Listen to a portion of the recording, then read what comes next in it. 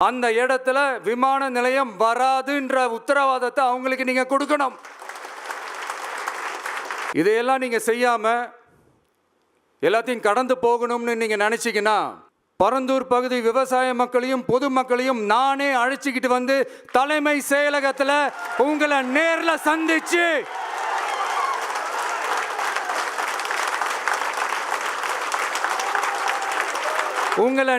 சந்திச்சு முறையிடுற நிலைமை உண்டாகும்.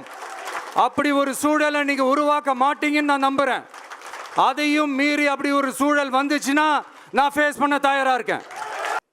தீர்மானம் 1,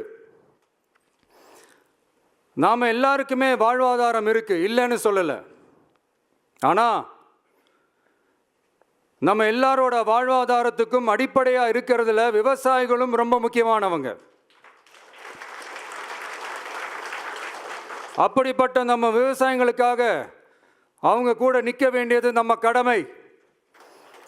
அந்த கடமையை நாம சரியா செஞ்சே ஆகணும். கண்டிப்பா நாம விவசாயிகள் பக்கம் எப்பவும் நிற்போம், நிற்போம், நிற்போம், நின்னே தீருவோம்.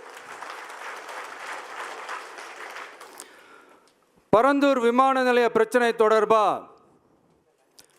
தமிழ்நாடு முதலமைச்சர் மாண்புமிகு திரு மு.க. ஸ்டாலின் அவர்களுக்கு ஒரு கடிதம் எழுதியிருக்கிறோம். அதை நான் இங்க கொஞ்சம் படிச்சு காட்டுறேன்.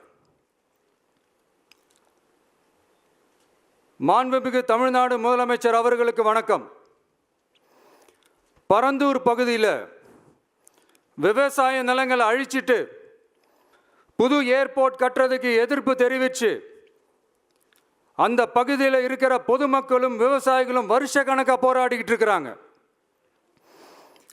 போராட்டத்தில் அவங்கள தமிழக வெற்றி கழகம் சார்பாக நான் போய் பார்த்தேன். அதுக்கு அடுத்த நாளே மக்கள் பாதிக்காத வண்ணம் விமான நிலையம் அமைக்கப்படும்னு உங்க கவர்மெண்ட் சார்பாக ஒரு விளக்க அறிக்கை வந்துச்சு. அந்த ஸ்டேட்மெண்ட்ல 1005 குடும்பங்கள் மட்டுமே பரந்தூரில் வசிப்பதால் விமான நிலையம் வந்தா பெரிய பாதிப்பு இருக்காதுன்ற மாதிரி சொல்லியிருந்தாங்க. மக்கள் பாதிக்காத வண்ணம்னா என்னங்க சார்? ஒன்று, அந்த இடத்துல ஏர்போர்ட் வருதுன்னு சொல்லணும், இல்லை அந்த இடத்துல ஏர்போர்ட் வராதுன்னு சொல்லணும். ரெண்டுமே அந்த அறிக்கையில் இல்லை. வெறும் 1005 குடும்பங்கள்னா உங்களுக்கு அவ்வளவு சாதாரணமா போச்சா சிஎம் சார்?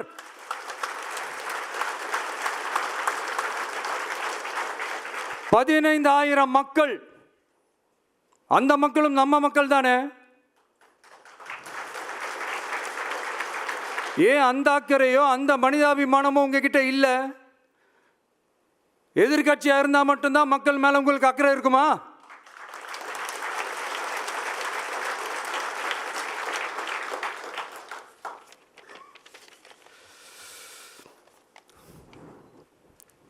நூற்றுக்கணக்கான ஏக்கர் விவசாய நிலங்களை,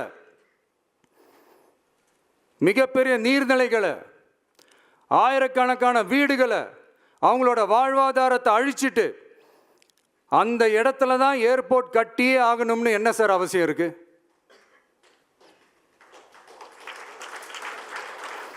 அப்புறம் எப்படி சார் நீங்க உங்களை மக்களின் முதல்வர்னு நான் கூசாம சொல்றீங்க?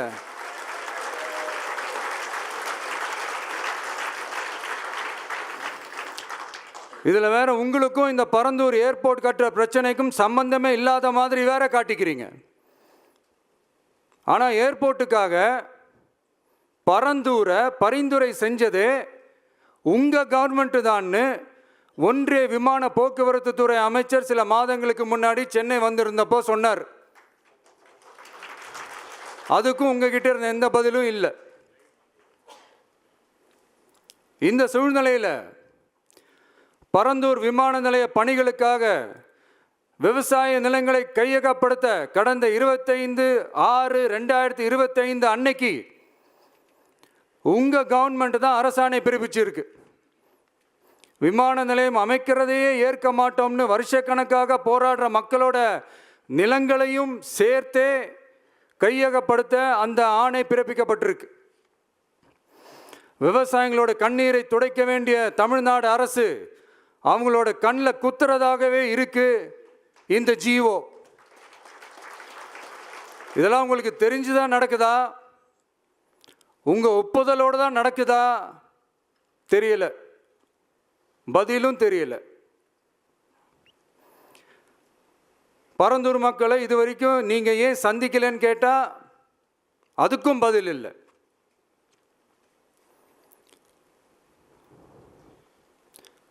நான் இந்த பரந்தூர் போராட்டக்காரங்க அந்த மக்களை ரீசெண்டாக நான் சந்தித்தேன்.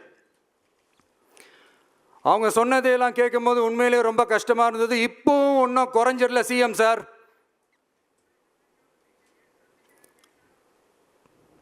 சாதி மதம் கடந்து தங்களோட குடியிருப்புகளை, விவசாய பூமியை, வாழ்வாதாரத்தை, நீர்நிலைகளை காப்பாற்ற ஒன்னா நின்று போராடிக்கிட்டு இருக்கிற பரந்தூர் பகுதி விவசாய பெருங்குடி மக்களை தயவு செஞ்சு நீங்க நேரில் சந்திச்சு பேசுங்க.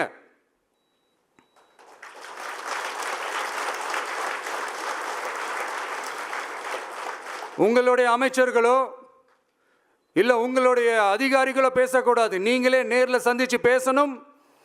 அந்த இடத்துல விமான நிலையம் வராதுன்ற உத்தரவாதத்தை அவங்களுக்கு நீங்க கொடுக்கணும்.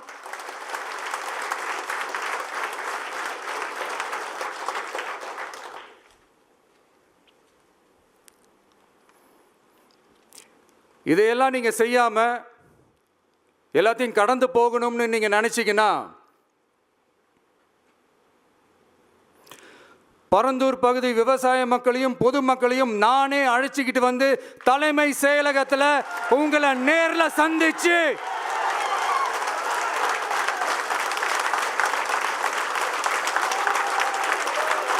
நேரில் சந்திச்சு முறையிடுற நிலைமை உண்டாகும். அப்படி ஒரு சூழலை நீங்க உருவாக்க மாட்டீங்கன்னு நான் நம்புறேன். அதையும் மீறி அப்படி ஒரு சூழல் வந்துச்சுன்னா நான் ஃபேஸ் பண்ண தயாரா இருக்கேன்.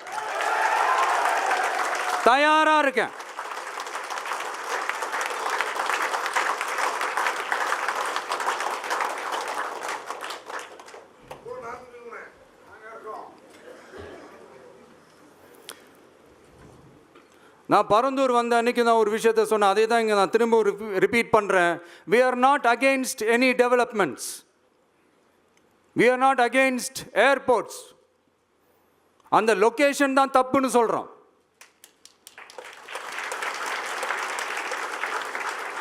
இதை நாங்கள் மட்டும் சொல்லலை, ஏவியேஷன் சேஃப்டி எக்ஸ்பர்ட்ஸ் மென்ஷன் பண்ணியிருக்கிறாங்க. that place is not fit for airport. Pilots அங்கே ஏர்கிராஃப்டை லேண்ட் பண்ணுறதுக்கு they might face a lot of problemsன்றது கூட அதில் மென்ஷன் பண்ணியிருக்கிறாங்க.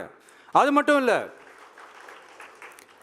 அந்த வாட்டர் பாடிஸை அழித்து அதுக்கு மேலே ஏர்போர்ட், அந்த பில்டிங்ஸ், அந்த ரன்வேஸ் இதெல்லாம் வந்ததுக்கு அப்புறம் ஒரு மழைக்காலமோ இல்லை ஒரு floods டைம்லையோ the whole Chennai city will be flooded. இதையும் அதில் மென்ஷன் பண்ணியிருக்கிறாங்க.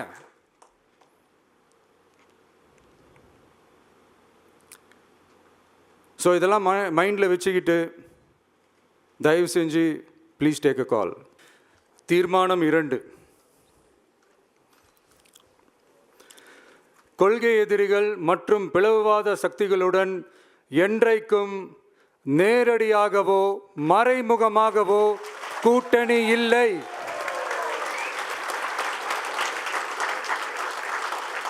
ஒன்றிய அளவில் மலிவான அரசியல் ஆதாயங்களுக்காக மக்களை மத ரீதியாக பிளவுபடுத்தி மக்களிடையே வேற்றுமையை விதைத்து அதில் குளிர்காய நினைக்கிறது பாஜக. அவர்களின் இந்த விஷமத்தனமான வேலைகள் வேறு எங்கு வேண்டுமானாலும் எடுபடலாம், ஆனால் தமிழகத்தில் ஒருபோதும் எடுபடாது.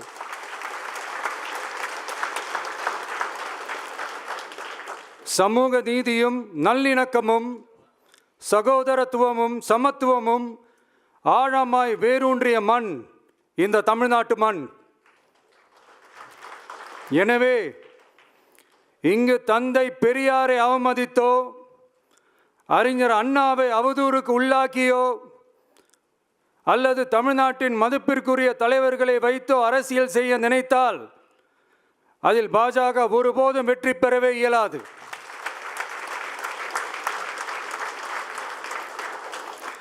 சுயநல அரசியல் லாபங்களுக்காக பாஜகவுடன் கூடி குழைந்து கூட்டணி போக திமுகவோ அதிமுகவோ இல்லை.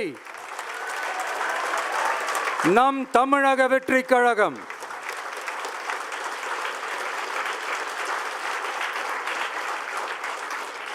கொள்கை எதிரிகள் மற்றும் பிளவுவாத சக்திகளுடன் என்றைக்கும் நேரடியாகவோ மறைமுகமாகவோ கூட்டணி இல்லை என்பதில்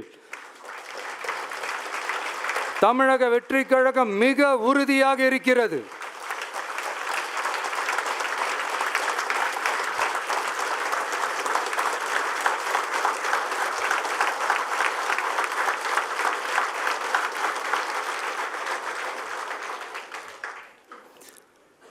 கூட்டணி என்றாலும் தமிழக வெற்றி கழகம் தலைமையில் அமையும் கூட்டணி எப்போதும் திமுக மற்றும் பாஜகவுக்கு எதிரானதாகத்தான் இருக்கும் என்பதையும் அதில் சமரசம் என்ற பேச்சுக்கே இடமில்லை என்பதையும் உறுதிபட செயற்குழு வாயிலாக தெரிவித்துக் கொள்கிறோம்.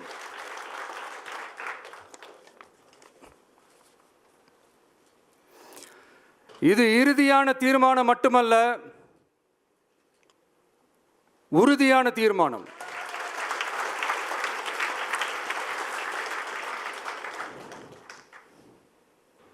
தேங்க்யூ. நன்றி, வணக்கம்.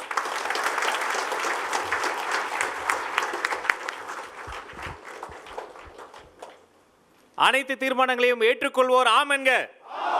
ஒருமனதாக அனைத்து தீர்மானங்களும் நிறைவேற்றப்பட்டது. வெற்றி தளபதி, வெற்றி தலைவர்.